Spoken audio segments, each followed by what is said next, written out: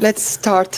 First of all, sorry for the delay. Mr. Lazzarini was in another meeting, and I'd like to thank you all very much for being here for this press conference of the UNRWA Commissioner General, Mr. Philippe Lazzarini. Doesn't need any introduction, of course, but I'd like to thank you very much for being here to listen to his update on the situation in the occupied Palestinian territory in Gaza. And I'll give him the floor immediately for his initial remarks, and then we will take a few questions. I underlined a few. Thank you. Mr. Lazzarini, Commissioner General. Okay, good morning, good afternoon. And first of all, yes, apologize for the... Yes? C'est mieux comme ça? D'accord. Okay.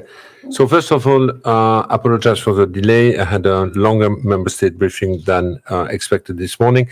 What I suggest to do now is maybe just to share one or two latest development on the ground, but also to share with you some of the messages I have shared with the member states, and also to comment on the review, the Catherine Colonna's report, and maybe also a little update on the OIOS report.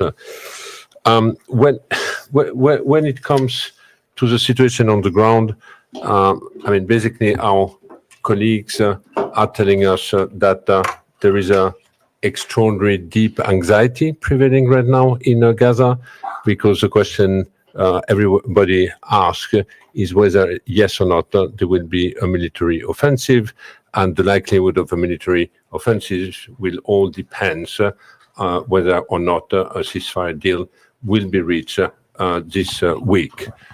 Just to let you know that people have not yet been asked to evacuate from Rafah, but there is a sense that if there is no deal this week, that this can happen at any time. My colleague on the ground are also describing basically a constant, I would say, a constant state of trauma among the people, and basically they came with a new acronym. We are not talking anymore about PTSD, but we are more talking about the CTSD, which would mean constant traumatic stress disorder prevailing in the Gaza Strip, and obviously this is not too surprising.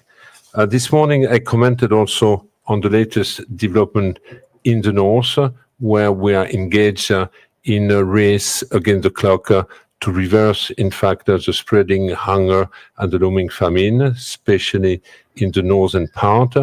The good news is that my colleagues have reported that there is more food available in the market, so increased availability, but it is still does not mean that the food is accessible, just because there is absolutely no cash circulating in the northern part of the Gaza Strip. We believe that much more needs to be done. It is true that there have been more supply entering during the months of April, but this is still far from enough to reverse the negative trend we have seen. I have also mentioned this morning when I met the member states the issue about the blame game you might have heard between the Israeli authority, mainly the Kogat, and the United Nations. On one hand, the Israeli saying what we are providing all the necessary food.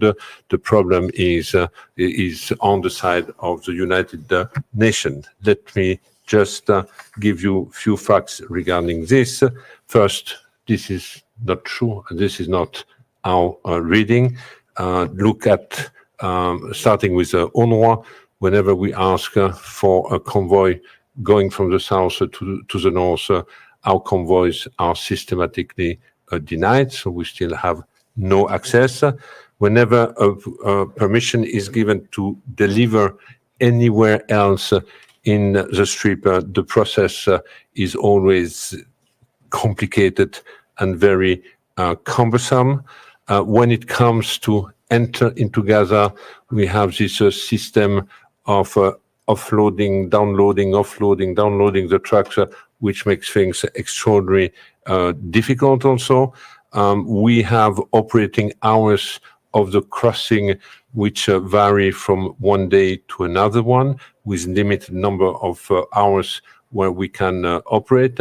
And most of the time, many times a week, we have also the crossing being closed because they are just dumping release the detainees, or dumping sometimes bodies who have been taken to Israel and back to the Gaza Strip. Now, talking about the detainees, I have also briefed the member state about the report we have issued about a week ago. It was the first time that, in fact, UNRWA has released such a report.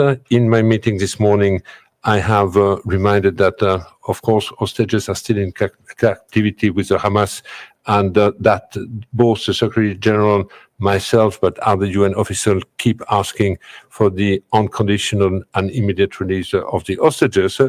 But I have also shared this morning our deep concern regarding the Gazan detained by the Israeli security forces. The report you have seen recently has been based on a number of testimonies collected by the agency. Why by the agency?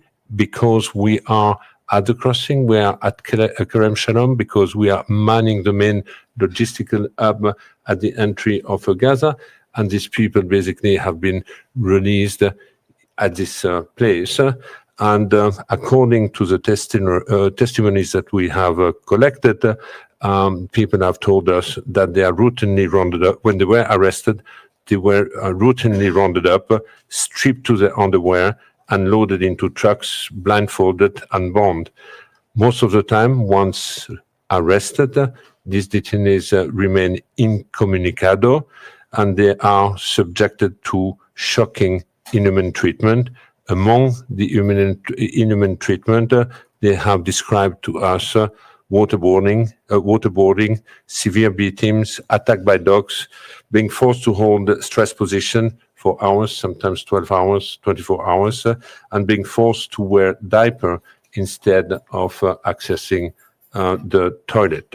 And among the detainees who have been released, we had also a number of UNRWA staff, and they have also reported to us that while under interrogation, they were asked a lot of questions about their work with UNRWA, and basically also being pressured to state that the agency is politically affiliated in the Gaza Strip. This morning, I have also highlighted the fact that, as you know, the agency is under a lot of strain. They are called for the agency to be dismantled, but the agency also has been targeted over the last 7 months in Gaza, where both our staff, but also our premises, as well as our operation. I just reminded that since the beginning of the war, we have 182 staff members now who have been killed, more than 160 premises which have been damaged or totally destroyed, and most of these premises were sheltering displaced people, and more than 400 people have been killed in these premises. We have also seen that whenever we vacated premises, mainly in the north of the Gaza Strip, they have been then used for military purposes. We have also heard about the allegation regarding tunnel underneath some of our premises, and basically I was calling the member state to make sure that at the end of the war, once we have a ceasefire, that we have also that we put in place an independent investigation to look into this blatant disregard of the United Nations, in order to avoid that this becomes also in the future the new standard. I also briefed this morning about where we stand on the OIOS report, but but in fact, we have been briefed by Stefan Durajic, I think on Friday, just to reiterate what he has said. We started with 12 allegations conveyed orally to me. Then I submitted after that to OIOS. Later on, OIOS received 7 additional allegations, 5 plus 2, 5 in March and 2 in April. Out of the 19, 1 person has been completely cleared and is now reinstated, and 4 people out of the 19, the investigation is now on hold because there is no further or additional information available for the time being. When it comes to the Catherine Colonna report, you had access already a week ago. You have seen that she has stressed the fact that the agency has important and robust system and mechanism to deal with neutrality breaches, that it is in fact above the average in the region, but obviously we can do more, and there is a number of recommendations that 50, yes, I see the body language right now, that the Secretary General and myself are committed now to implement. You have seen the 8 category. She has looked into it. We have published last week already 4 pages informing the member states about our intent and how we will follow up on this recommendation. And I hope that by mid-May, we will have a first preliminary action plan to be shared. Now we will have 4 categories of recommendation. One are the recommendation for which the agency has already taken step, and we have just to align them with the recommendation of the report. We have additional recommendations which we consider a quick fix and can be implemented. Then we have recommendations which require additional resource within the organization. And lastly, we will have recommendation also which will require the support of member states or host country.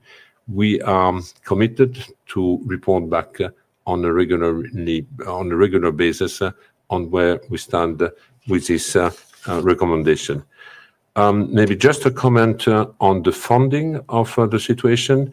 In January, you remember that once the allegations have been made public, up to 16 countries suspended the contribution to the agency. The good news is that as of today, most of the donor countries have resumed their contribution to the agency. We just have a handful of a country who still need to take a decision.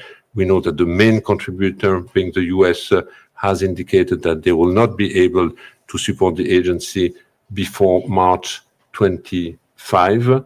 But meanwhile, in all member state briefing, they are recommending other countries to support UNRWA, and we still wait otherwise the decision of other countries, including the one we are just now. The good news also on the funding is that we have new donors or countries who before never contributed to the agency. And I want also to flag the success in private fundraising. In 6 months, the agency has basically mobilized more than $115 million in private fundraising, which is an indication also of the extraordinary grassroots solidarity expressed towards Palestinian and also to the agency. Let me just conclude with 1 or 2 comments. The first one, and I was at the Security Council 10 days ago, and basically I reminded the member state that all the call for the agency to be dismantled, not only in Gaza, but also in East Jerusalem and in the West Bank, have nothing to do with neutrality. Neutrality issues can be addressed. but the objective behind it is clearly to strip the Palestinian from the refugee status. And basically, we keep hearing UNRWA is part of the problem because it perpetuates the refugee status. It's as if you say that an humanitarian response in a conflict perpetuates the conflict. What perpetuates the conflict is the absence of a political solution. So I told member states that more than ever, the lasting temporary agencies that we have been over the last 75 years, if really today there is a genuine commitment to reactivate and bring back the two-state solution on the table, the agency can retrieve its temporary nature by supporting the transition leading to the two-state solution, the transition leading to a day after. I think, Alessandra, I will maybe stop here and take questions. And there are many, Commissioner General Lazzarini. And I will start with Yuri Prelev, who is our correspondent of IRA Novosti, and also the president, the new president, Philippe, of the Association of Journalists here in Geneva, at the Palais. Merci, Monsieur le Commissaire Général. Je vais vous poser la question en français, si ça ne vous dérange pas.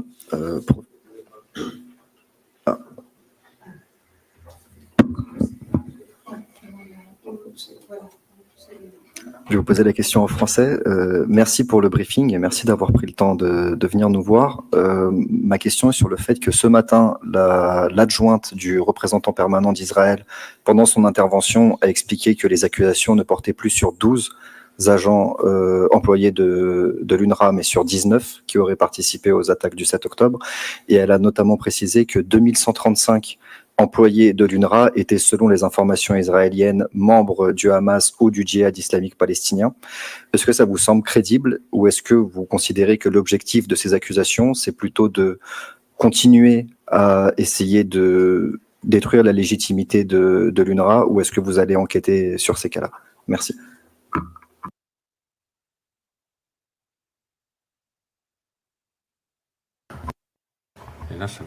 Tout d'abord, félicitations pour la nouvelle fonction. C'est juste, nous avons 19 cas, comme je l'ai indiqué dans mes remarques. Par la suite, il y a beaucoup de chiffres qui circulent, des centaines de personnes qui seraient membres de groupes armés, des milliers de personnes qui seraient adhérents, peut-être plus sympathisants.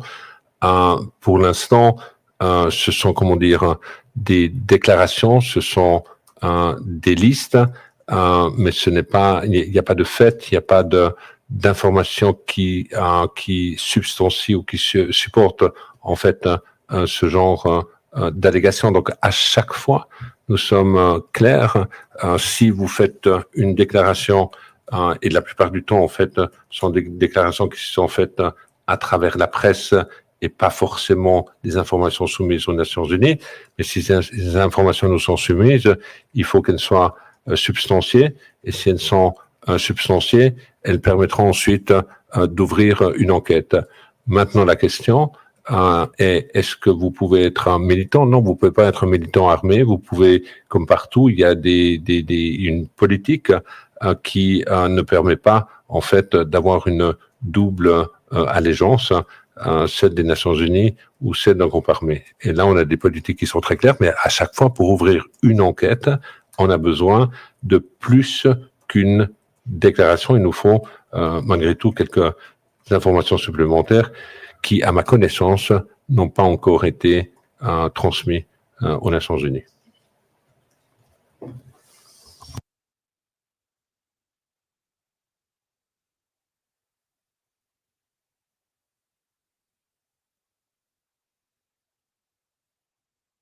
Okay, so I'll now go to Benjamin Louis, who is our correspondent of the French-speaking Swiss radio. I think you have a news for us, Ben. Oui, je vous pose aussi la question en français. Enfin, ça va être une réaction. On vient de recevoir la nouvelle que la commission de politique étrangère du National a voté en faveur d'une reprise du financement à l'UNRWA, 13 voix pour, 11 contre. Le Conseil fédéral va devoir encore se prononcer sur cette décision finale. Et on apprend également que parallèlement, le Parlement va déposer une motion pour financer les ONG actives au Proche-Orient sans l'UNRWA, dans un second temps. Donc j'aimerais avoir votre réaction. Merci. Écoutez, premièrement, c'est une nouvelle pour moi, donc merci de me la transmettre. C'est plutôt une bonne nouvelle que la majorité des membres de la Commission des Affaires étrangères du Parlement recommande en fait la continuation du soutien à l'UNRWA. Nous avons plaidé en fait dans ce sens, et je pense qu'il est important que la Suisse, en effet, continue sa tradition humanitaire dans la région. Et au moment où les réfugiés palestiniens et les Palestiniens ont le plus de besoins, que la Suisse continue d'être un partenaire avec la principale agence des Nations Unies venant en aide aux réfugiés palestiniens. Pour la deuxième partie de la question, je ne suis pas 100% sûr que j'ai bien compris. Est-ce que c'est une motion pour neutraliser la recommandation ou c'est une motion dans le futur? Là, je pense que j'ai trop peu d'éléments pour c'est ce commenter. Que je comprends aussi. En fait, la Commission va déposer une motion pour qu'à terme, l'UNRWA ne touche plus d'argent, mais que ce soit d'autres ONG présentes au Proche-Orient qui gèrent l'humanitaire, qui serait donc, les fonds humanitaires apportés par la Suisse. Donc c'est un oui dans un premier temps et un non dans un deuxième. Alors, écoutez, j'espère que le non dans un deuxième temps se fasse le jour où la Suisse et les autres États membres auront œuvré à la création d'un État palestinien.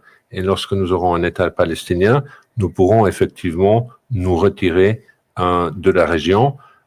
D'ici là, toute atteinte ou affaiblissement de l'agence va être perçu par les Palestiniens en général comme une atteinte à leurs aspirations d'autodétermination.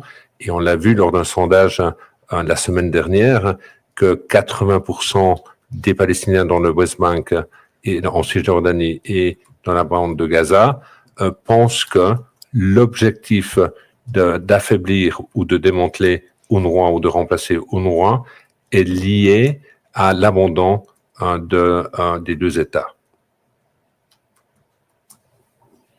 Merci beaucoup. Je continue. Stéphane Boutsard, Letton. I have a list. Merci. I've seen all your hands. Merci pour ce briefing, Monsieur Lazzarini. Pour rebondir un peu sur ce que disait mon collègue, vous avez vu qu'il y a effectivement un débat extrêmement intense à Berne autour de l'UNRWA et tout ça. Quel est le message que vous aimeriez transmettre? Parce que là, effectivement, indépendamment de ce vote, tout n'est pas clair du tout sur la direction dans laquelle la Suisse va aller. Quel est un peu le message que vous aimeriez transmettre aux parlementaires par rapport à l'importance qu'a l'UNRWA dans l'apport d'aide humanitaire, de toutes les activités qu'elle a? Et ma deuxième question, c'est en tant que représentant suisse ou à la tête de l'UNRWA, est-ce que vous avez encore confiance dans la politique étrangère de la Suisse? Merci. Merci. Écoutez, je répondrai à la première question comme citoyen suisse également et pas forcément comme commissaire général. Évidemment que je suis inquiet de la perception de la Suisse. Il est important que cette Suisse, qui traditionnellement est une Suisse humanitaire, une Suisse neutre, impartiale, une Suisse des bons offices, continue d'être perçue comme cela. Je pense que dans un contexte aussi polarisé que le conflit israélo-palestinien et que le conflit actuel à Gaza, il est important que cette politique soit poursuivie.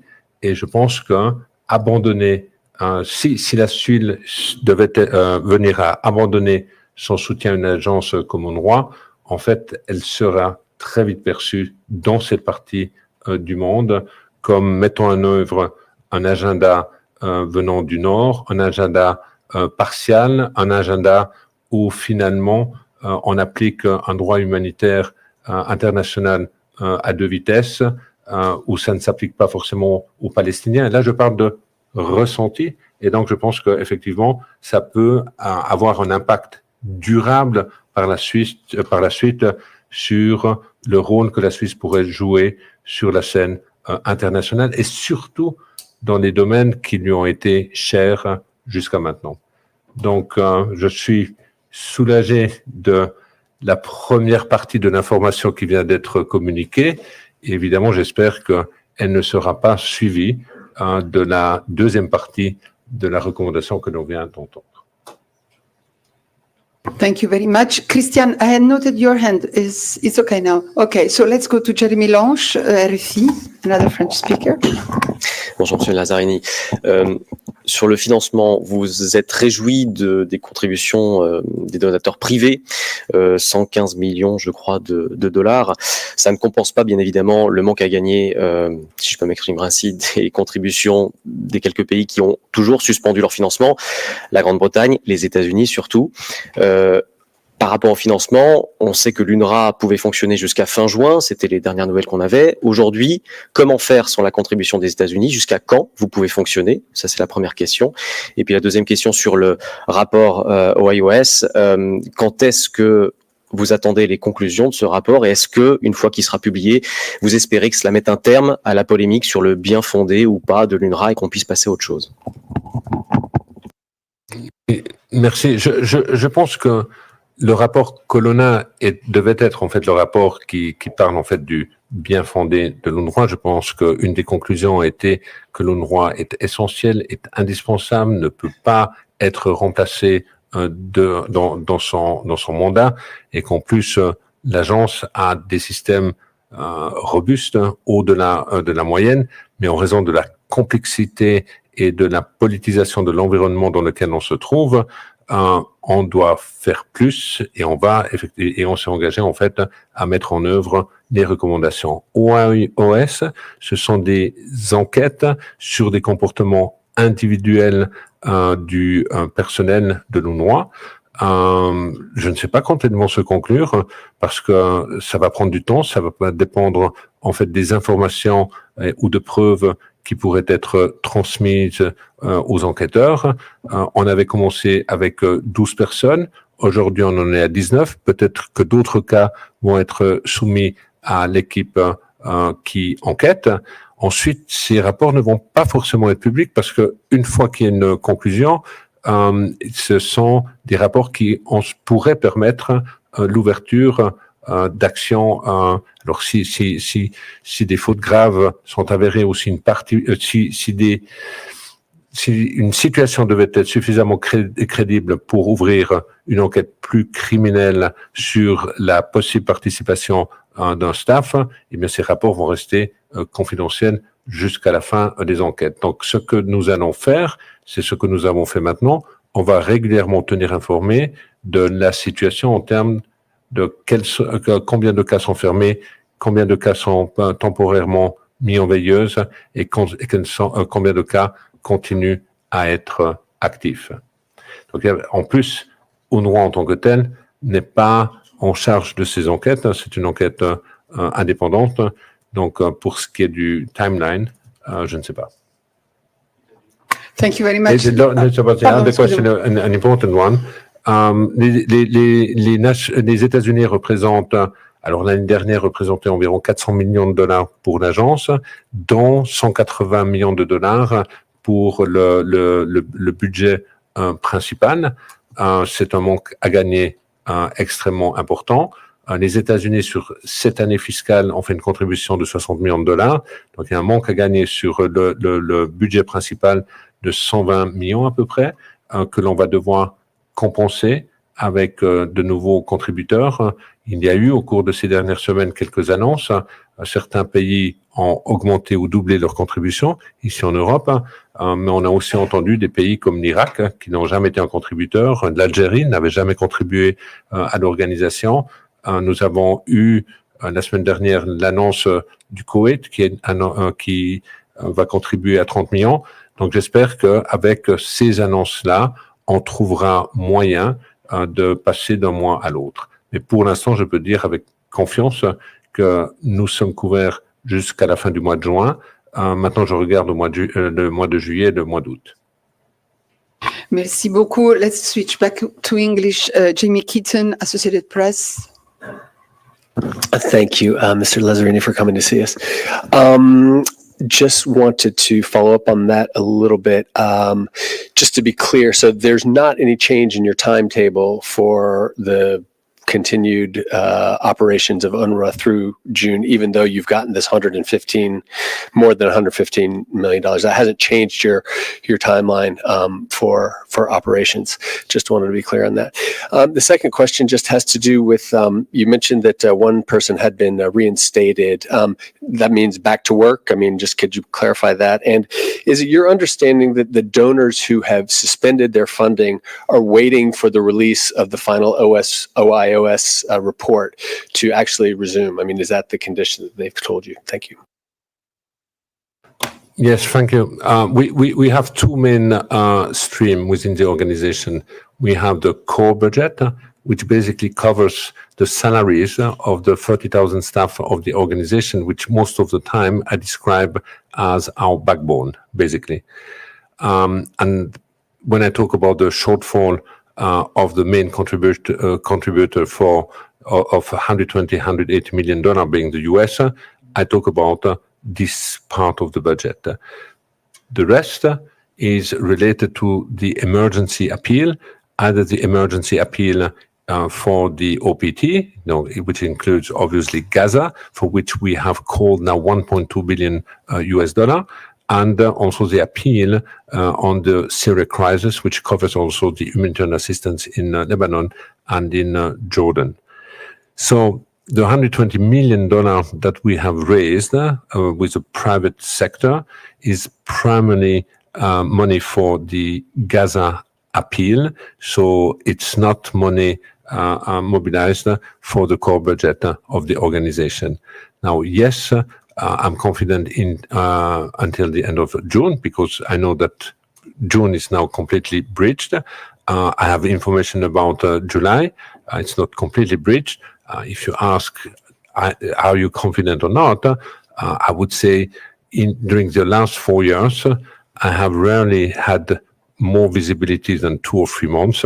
I'm used now to have to deal with an extraordinary unsettling financial environment and situation. So based on recent experience, based on the fact that most of the donors now have come back, and most of the donors clearly indicated that the review and the Catherine Colonna report will be the basis for their decision.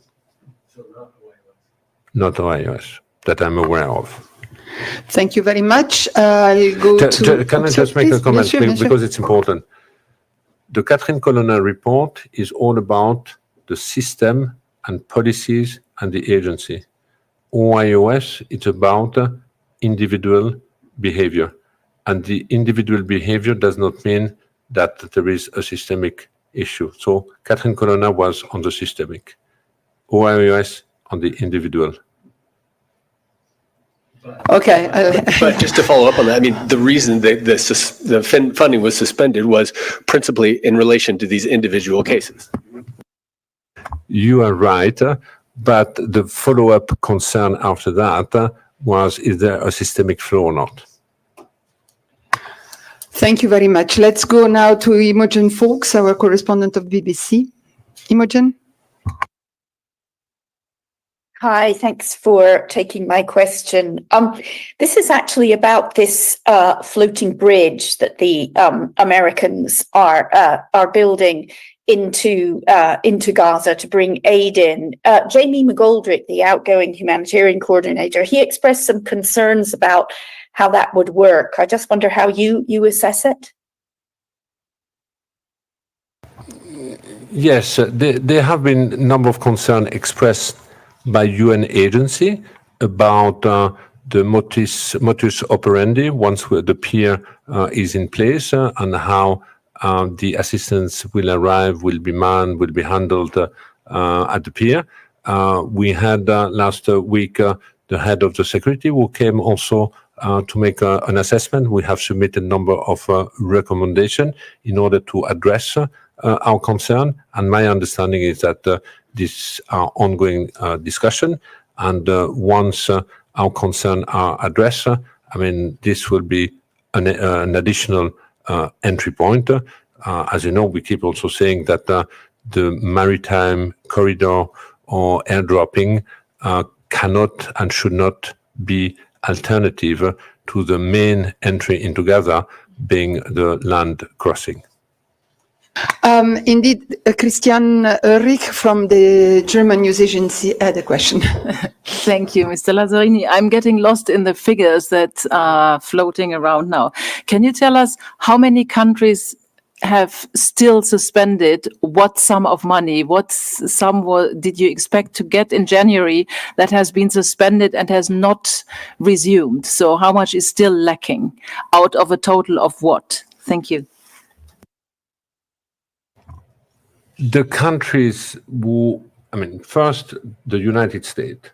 United States has clearly indicated that they will keep the freeze, the suspension, until March 2025. The UK, because of Congress prohibition.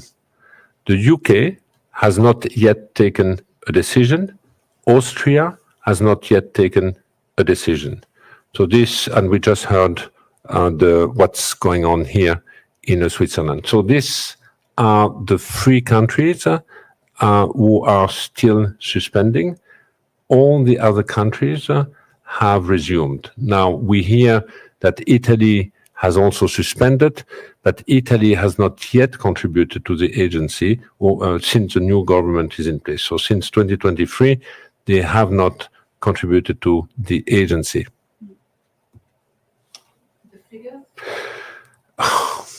I don't know what the UK intended to contribute. You know, they have been, they were top donor a few years ago.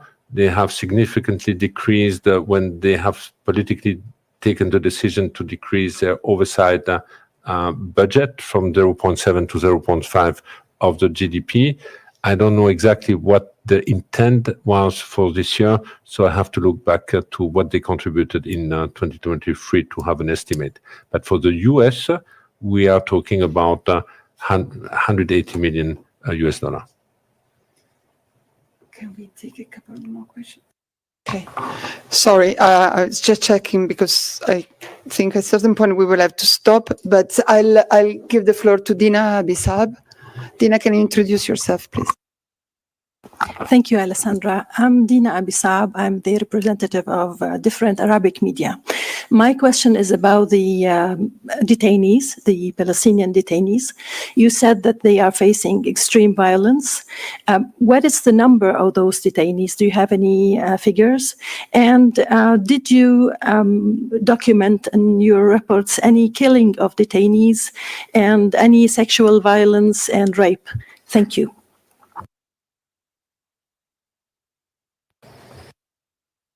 Thank you. What we have reported, basically, it's what I have shared with you before.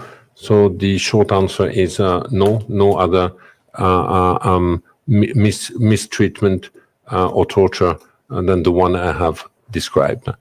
How many detainees? I don't know.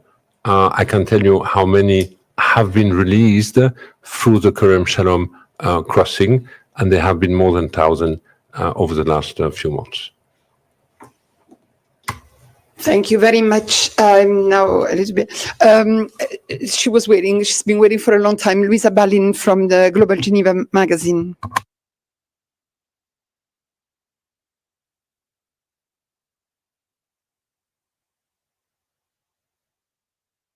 We can't hear you. Maybe you oh, now it works. Okay, Luisa, now it's working. Thank you. Merci Alessandra. Bonjour Monsieur Lazzarini. J'ai une question par rapport au Conseil fédéral. Les parlementaires, une des commissions s'est exprimée. Je voudrais savoir quel est votre message aux membres du Conseil fédéral, puisqu'on sait que ils sont divisés par rapport au soutien de l'UNRWA. Et j'aimerais aussi vous demander, est-ce que vous avez des contacts avec des personnalités de la société civile et autres israéliennes? Merci.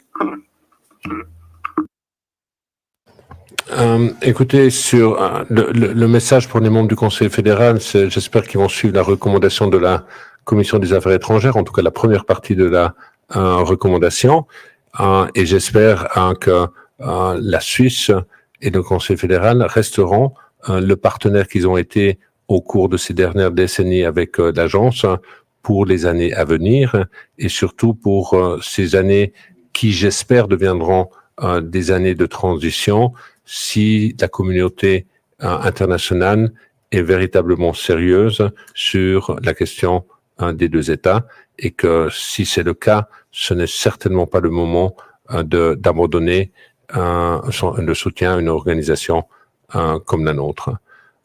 Pour la deuxième partie de la question, la réponse est oui.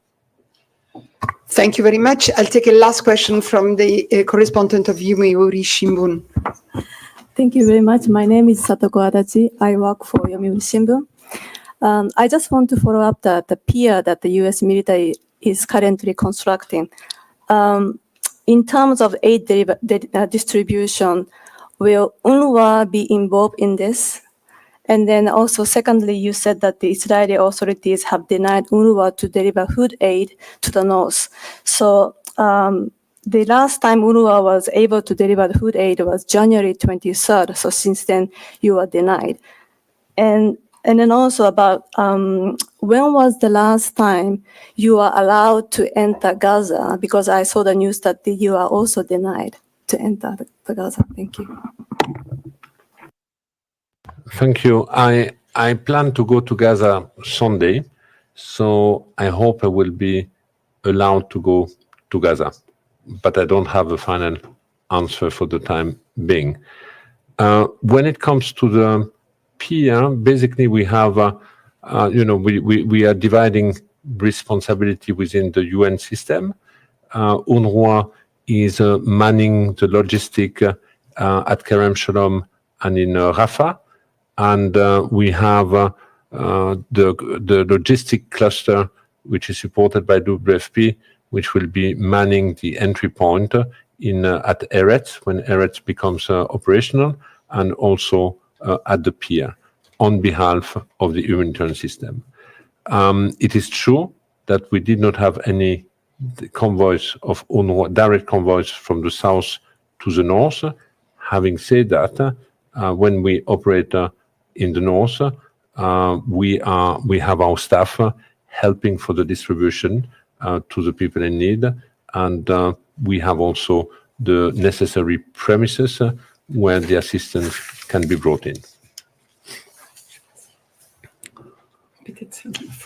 So, yeah, I have to.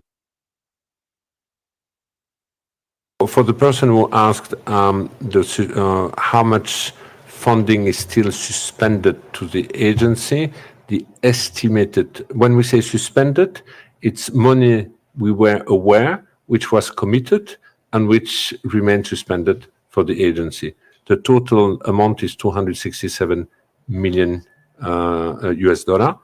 The bulk of it comes from the US. And I'm trying to read. Trying to answer your questions. Okay.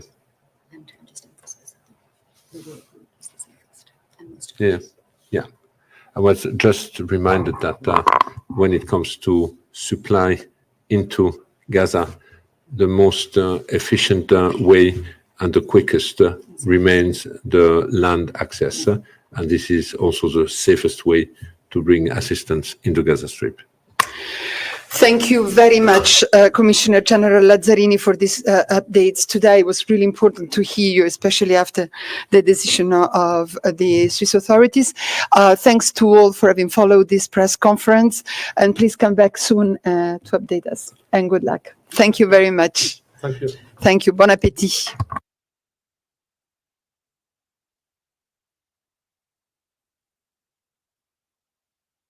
Recording stopped.